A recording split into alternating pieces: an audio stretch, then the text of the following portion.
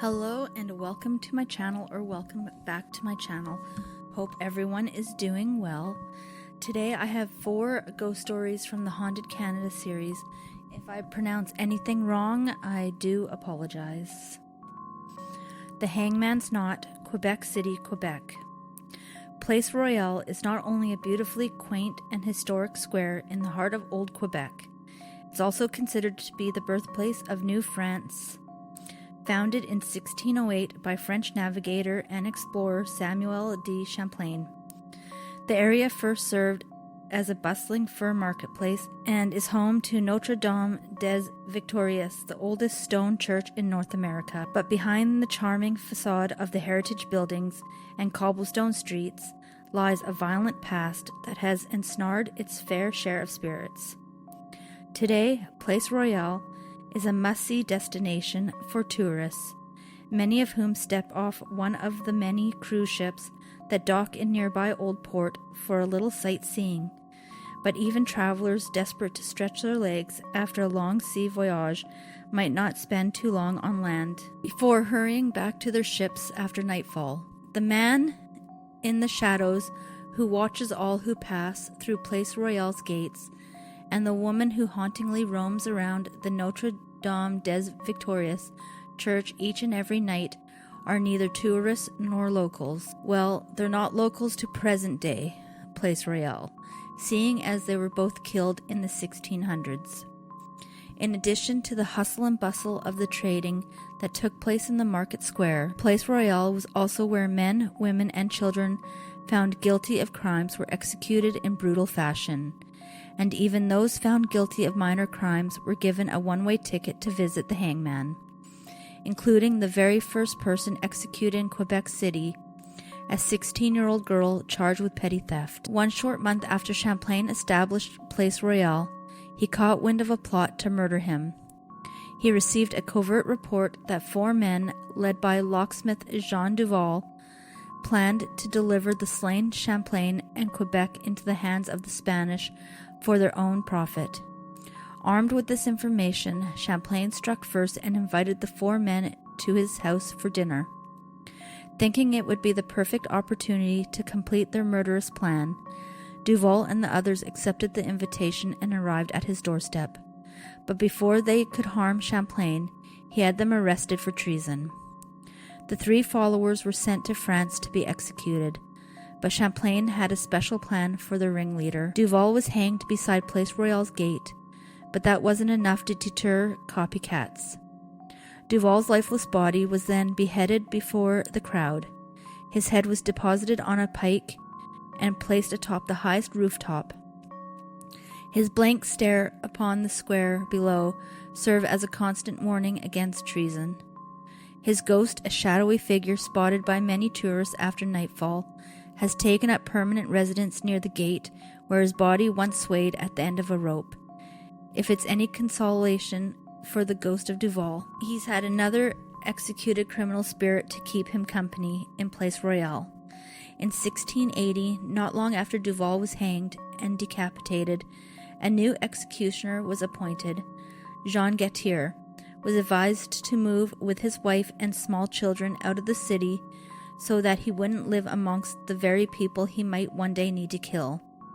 He did so willingly, never imagining that regardless of how far he lived from the city limits, he would still be living with someone he would one day execute. Shortly after they moved far from Place Royale, his wife was convicted of stealing goods from a merchant. Her sentence was death by hanging. The executioner was forced to do the heartbreaking task, hanging his own wife and the mother of his children in front of Notre Dame des Victorieuses church.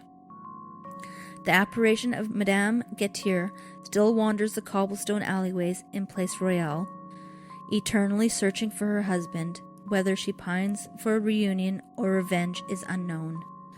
The Water Ghost, Holland Cove, Prince Edward Island. Prince Edward Island is well known as the setting of Lucy Maud Montgomery's beloved Anne of Green Gables. The beauty of PEI's rolling green hills and red sandy beaches set the perfect stage for Montgomery stories, which are worldwide bestsellers. It's fitting that a province known around the globe for its idyllic island life would be the home of a waterlogged ghost that rises with the tide.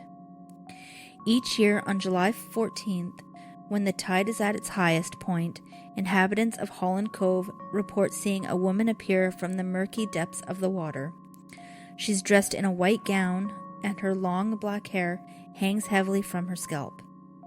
Once on land, she leaves a wet trail in her wake that never stops flowing from her body.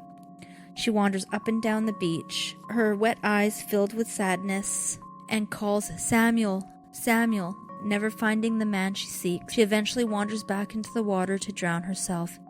Year after year, she resurfaces, searches in vain for Samuel, then commits her body to the waves once more. Year after year, no body is ever recovered from the surf. Who is she, and who is Samuel? These are questions that all who have come face to face with the water ghost have asked themselves for a long, long time. Most believe the man she's in search of is none other than Captain Samuel Johannes Holland, the namesake of Holland Cove, appointed Surveyor General of North America by the British. Captain Holland came to the area in 1764 and spent the next 2 years creating detailed maps that are still in use today. Captain Holland fell in love with Canada and spent the rest of his days here before his death in 1801. The legend states that the ghost is Captain Holland's wife, a beautiful woman named Racine, who came from French royalty. One wintry day on the cove, Captain Holland was late returning home from an expedition. Fearing the worst, Racine carelessly ventured out onto the ice in hopes of seeing her husband. But the ice was too thin and it cracked. Racine plummeted into the icy water and drowned. Captain Holland returned shortly thereafter to the heartbreaking news, but it wasn't long before he was reunited with his deceased bride. He reported seeing her a few days later, soaked to the bone and deathly pale, wailing and calling his name, before vanishing in front of his very eyes. The story doesn't hold much water due to some large holes. First, the ghost appears every summer, but Racine supposedly died in the winter. It's common lore for ghosts to appear on the date of their death. Some believe this can be explained by the high tide, which might spew her spirit to the beach, much like a piece of driftwood. The larger problem is that Captain Holland was married twice, but neither wife was named Racine. His second wife, the one who lived with him at Holland Cove, Marie Joseph Rolette, was French, as the legend suggests. It's possible Racine was a nickname. However, Mary Joseph outlived her husband, so it's unlikely the ghost can be attributed to her if the story is to be believed. The true identity of the water ghost might never be determined, but that won't stop the tide from rising. Every July, the water ghost is sure to emerge from the ocean water draining from her every pore as she lamentates the loss of Samuel.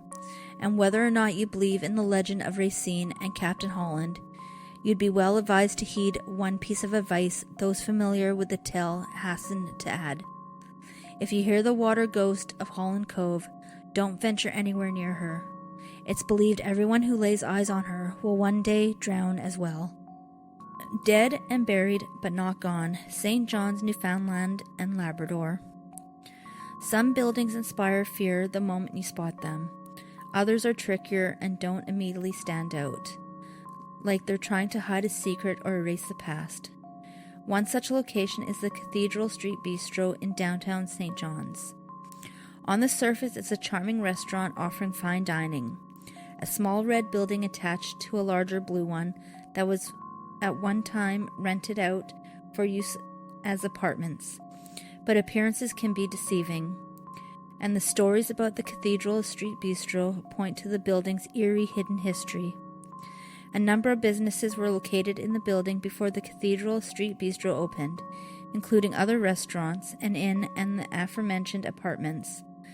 But it also used to be a funeral home dating back to 1891. The final earthly stop for many, a soul, and many believe the ghosts that still dwell within the restaurant date back to that time. Some even believe the negative energy of the living people who visited the funeral home to grieve the loss of a loved one is soaked into the walls like a stain that can't be washed clean. Whatever one decides to believe, there's no question that the stories told in hushed tones, Cathedral Street Bistro are frightening. Brian Abbott owned and operated Chez Brian, one of the restaurants that occupied the building before the Cathedral Street Bistro opened. He knows of at least 2 spirits that have haunted its halls. One day, an employee began to walk down the stairs when she saw something and stopped. There was a person at the bottom of the staircase, but the figure appeared to be made more of smoke than flesh and bone. Suddenly, the misty specter flew up the stairs and passed straight through her. The other ghost his staff encountered regularly was an old man who dwelled in the dining room when the restaurant was quiet. He has a stern face and ice-cold eyes, and would catch your stare as if challenging you to look away or run. That's exactly what the wait staff would do. For every time they held his stare for more than a few seconds, he would begin to approach them. No one ever stuck around long enough to discover the stern man's intentions. It's certainly not the type of place you want to spend the night, but of course, that's exactly what people did when the building was the Victoria Station Inn during the 1990s. One night, a woman woke up with a severe pain in her chest. Floating above her was a ghost, an old man, quite possibly the same one that would later be seen by restaurant staff. She lay paralyzed in her bed, unable to blink and forced to watch as the man placed 2 coins over her eyes.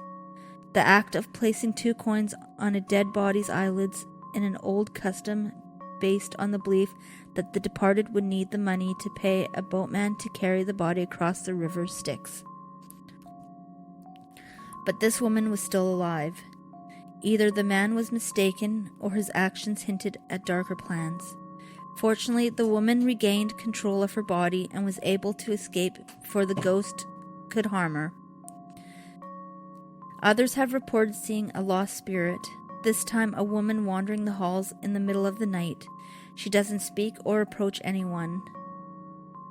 But those who have gotten close enough have seen a distinguishing characteristic that never fails to chill the blood. Running down the length of her torso is a jagged scar, as if from a recent autopsy. It's unsettling to think that as guests wine and dine in the restaurant, it's still business as usual for the funeral home that closed its doors long ago. But the spirits of those who worked there or were prepared for burial within have no intention of going quietly into the night. Valley of the Headless Men, Nahanni National Park Reserve, Northwest Territories. The Nahanni National Park Reserve, approximately 500 kilometers west of Yellowknife, is a sprawling land filled with breathtaking scenery, endangered wildlife, and a dark, deadly past. Although it's only accessible by boat or plane, 1,000 adventurous souls brave the elements each year to witness firsthand the isolating power of the park. Caution must be exercised. History has proven that it's all too easy to lose one's way, or worse, one's head in the Nahanni.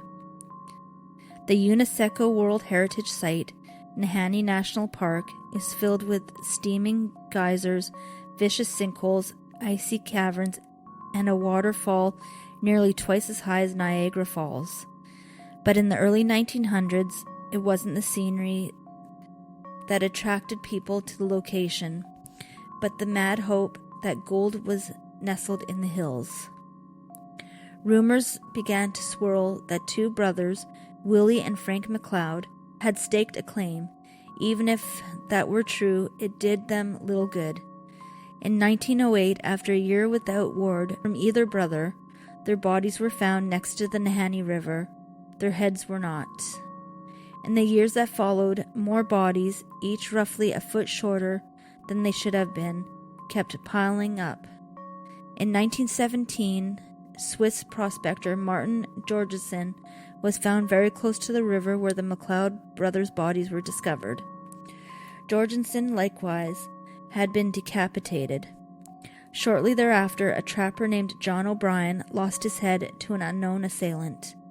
And in 1945, an Ontario miner was found in his sleeping bag with his head severed from his shoulders.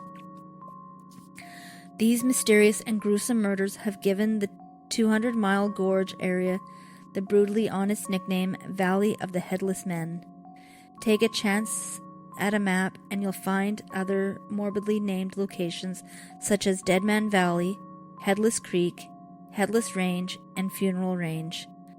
It's as if the people who named these spots wished to warn visitors of the horror they might encounter in the park. Odd occurrences and unexplained mysteries in the remote northern woodlands of the Nahanni, however, date much further back than the decapitation of the McLeods.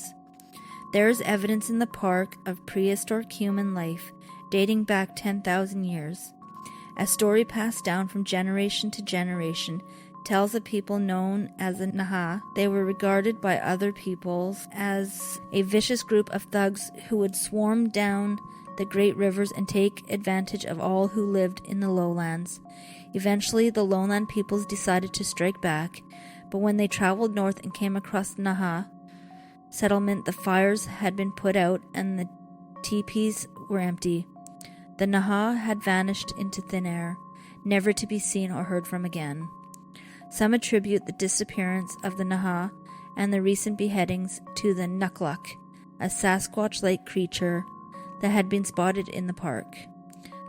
The Nukluk is thought to have inhabited these woods for more than 3,000 years, and at 400 pounds and 8 feet tall, he's a creature better left alone. Others attribute the deaths and disappearances to an evil but unknown entity that has long terrorized the Valley of the Headless Men. The surrounding indigenous people have steered clear of the area for many years, believing it to be haunted. Big, strong outdoorsmen such as miners and trappers have been decapitated with ease. An entire people has been wiped out without a trace.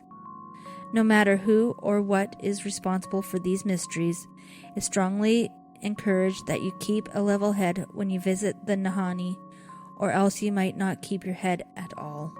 Thank you for listening. If you like this type of content, please consider subscribing and liking my channel, and I will see you on the next one.